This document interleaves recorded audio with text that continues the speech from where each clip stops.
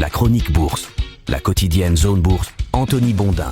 Bonjour tout le monde, bienvenue dans ce point de marché Zone Bourse du jeudi 12 septembre 2024. Il est titré ce matin, la BCE va réduire ses taux sans baisser la garde. Après les mots, place donc au concret, la BCE devrait réduire ses taux directeurs aujourd'hui pour aider à la relance d'une économie européenne aussi dynamique qu'une tortue sous sédatif. Aux États-Unis, il faudra attendre la semaine prochaine pour assister à une baisse de taux, mais les investisseurs ont l'air moins nerveux après une troisième séance de rebond des grosses valeurs technologiques, c'est ce dont on va parler ce matin. Les chiffres de l'inflation du mois d'août aux États-Unis n'ont pas permis de trancher le débat entre ceux qui pensent que l'économie américaine va se faire pulvériser et que ce sera de la faute de la Fed, et ceux qui pensent que l'économie américaine va continuer à croître coup-ci coup-ça et que ce ne sera pas grâce à la Fed. En effet, les prix à la consommation sont un peu calmés en surface comme prévu, mais ils ont continué à légèrement bouillonner dans certaines sous-catégories et ça c'était un petit peu moins prévu. On peut donc les interpréter un petit peu comme on veut ces chiffres, ce que n'ont pas manqué de faire les commentateurs hier, mais ce qu'il faut retenir, c'est qu'à la fin de la journée, le marché a lui décidé que l'inflation d'août était compatible avec un scénario modéré, le scénario qui devrait voir la Fed réduire ses taux d'0,25 de point la semaine prochaine, même si dernièrement le cœur des investisseurs, du moins ceux qui en ont un, balançait entre le quart et le demi-point d'assouplissement. Bref, ça va quand même mieux sur les marchés, le Nasdaq a repris 2% et le S&P 500 1,1%, les deux indices ont été bien aidé par les grosses bertas technologiques, en particulier Nvidia et son rebond de 8%.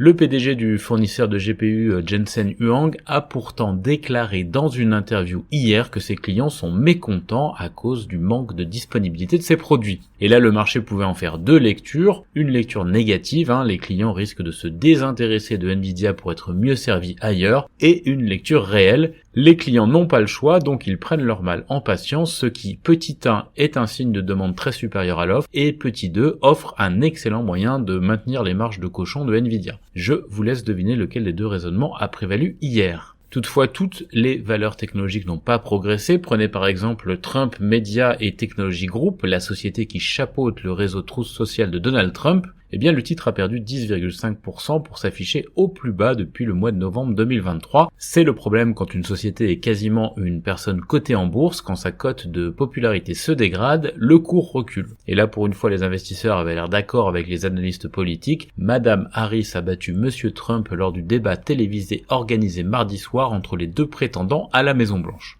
Ainsi, l'action Trump Media est un excellent proxy de l'élection présidentielle américaine. L'ancien président n'a évidemment pas dit son dernier mot, il est suffisamment combatif pour cela, mais pour autant, Trump Media devrait rester le miroir des chances électorales du candidat. En tout cas, ce ne sont pas les performances financières de la société qui a perdu 58 millions de dollars l'année dernière pour 4,1 millions de dollars de chiffre d'affaires qui peut faire monter l'action. Du côté de l'Europe, les marchés ont connu des fortunes diverses hier, il y en avait un peu dans tous les sens, chacun a joué sa propre partition. Les variations sont allées de moins 0,35% en Suisse à plus 1,5% à Copenhague. Paris a légèrement baissé pendant que Francfort reprenait 0,3%. Je vous rappelle que le marché allemand avait lourdement décroché la veille dans le sillage du gros avertissement de BMW qui avait emporté toute la cote automobile allemande. La zone euro, elle attend la décision de politique monétaire de la BCE qui est prévue en début d'après-midi. La Banque centrale devrait procéder à un second assouplissement monétaire d'0,25 de point après celui qui avait été décidé en juin. C'était le premier du cycle parce que la Banque centrale avait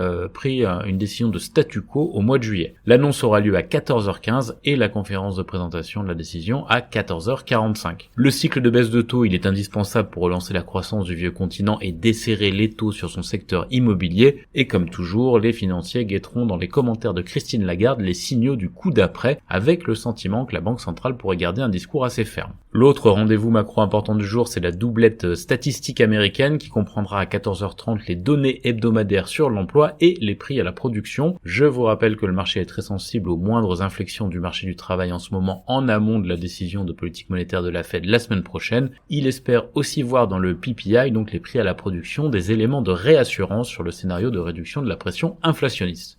Et oui, on revient toujours au même sujet. Enfin, quelques mots sur le pétrole qui a fini par rebondir grâce à Francine. Et non, je ne suis pas aviné à 8h du matin, enfin pas trop. Francine, c'est une tempête tropicale qui sévit actuellement dans le nord du golfe du Mexique et qui a entraîné la fermeture préventive de plusieurs plateformes offshore. Du coup, le pétrole a rebondi après ces annonces, ce qui a permis au WTI et au Brent de reprendre 2% et d'enrayer ainsi leur spirale baissière. Du côté de l'Asie-Pacifique ce matin, le rebond du Nasdaq donne des ailes à certains marchés, notamment à Tokyo qui reprend 3,3%. Il faut dire que le marché japonais était dans une longue série baissière. La Chine se reprend aussi, plus 0,3% à Shanghai et plus 1,2% à Hong Kong. La Corée du Sud reprend 1%, Taïwan 3,3%, l'Australie 1% et l'Inde est un peu plus mesuré en hausse de 0,4%. Les indicateurs d'avance européens laissent entrevoir un rebond à l'ouverture.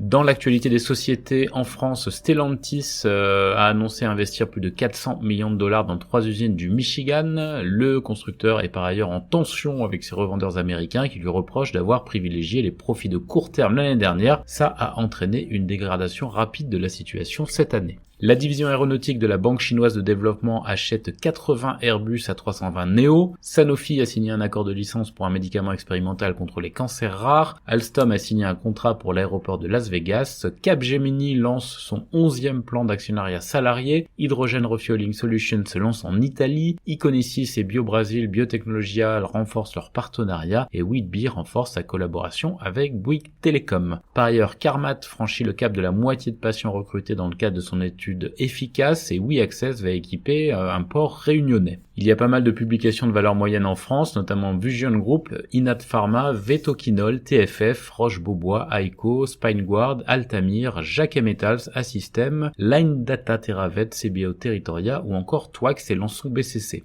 Ailleurs en Europe, c'est le danois DSV qui a remporté la course à 14 milliards d'euros pour la filiale logistique de la Deutsche Bahn Schenker. Partners Group s'est allié au géant américain BlackRock. Le management de la Commerzbank chercherait comment maintenir l'indépendance de la banque après la montée d'Unicredit à 9% de son capital. Et Equity étudie la possibilité de vendre Banking Circle pour 2 milliards de dollars selon Reuters. Nestlé vend ses activités Crémora à Lactalis en Afrique du Sud. Le gouvernement néerlandais réduit sa participation dans ABN AMRO à 40,5%. Roche passe en phase 2 son produit amincisseur CT996 et GSK règle le dernier cas de Zantac aux États-Unis par un règlement confidentiel. Sur l'agenda des publics européennes du jour, Baloise, Trendline ou encore CESA. Côté Amérique du Nord, Alimentation Couche-Tard envisage d'améliorer son offre sur Seven & i. Le CEO de Nvidia, j'en ai déjà parlé, a déclaré que les relations avec les clients sont tendues actuellement en raison des pénuries. IBM va passer une charge exceptionnelle de 2,7 milliards de dollars au T3 pour ses retraites et RTX Corporation donne la priorité à la rationalisation interne plutôt qu'aux grandes opérations de fusion-acquisition selon son CEO. Les principales publications du jour aux États-Unis, Adobe et Kroger. Enfin, en Asie-Pacifique et ailleurs, Samsung Electronics a touché hier son plus bas niveau depuis 52 semaines dans un contexte de forte volatilité, mais le titre rebondit naturellement ce matin. Le groupe BHP injectera plus de 50 milliards de dollars australiens dans l'économie australienne en 2024, a-t-il fait savoir, et l'étude de faisabilité sur l'extension de la mine de Barrick Gold devrait être achevée d'ici la fin de l'année à Lumwana. C'est terminé pour ce point de marché du jour, je vous souhaite à toutes et à tous une excellente journée.